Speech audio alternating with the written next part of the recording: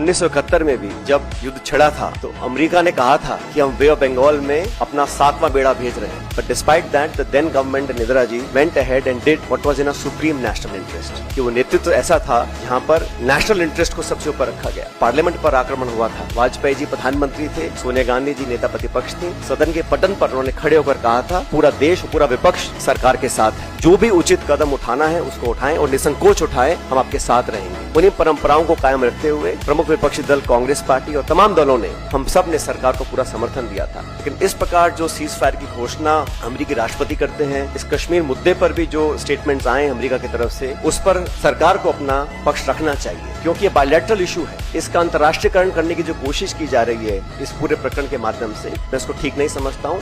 एक विशेष सत्र पार्लियामेंट का बुलाना चाहिए। और 1994 में कांग्रेस की सरकार में सर्वसम्मति से एक प्रस्ताव पारित किया था, जहां पर पीओके को वापस लेने की सहमति संसद के सभी सदस्यों ने एक स्वर में ली थी। समय आ गया कि उसको हमें दोबारा दोहराना चाहिए और देश के सामने स्पष्ट तरीके से कहा जाए कि no third party involvement will be accepted and no country including America should have a space to intervene in a bilateral issue. अब तक हमारे पिछले कई दशकों की जो फॉरेन पॉलिसी थी, जो स्टेटेड पॉलिसी थी, वो बड़ी स्पष्ट थी। उसमें कहीं मीडिएशन का, नेगोशिएशंस का, थर्ड पार्टी इन्वॉल्वमेंट का कोई स्कोप ही नहीं था, चाहे कोई प्रधानमंत्री हो, कोई सरकार हो। लेकिन जो अमेरिका का स्टेटमेंट आया है, एक सवाल उठना लाजमी बनता है।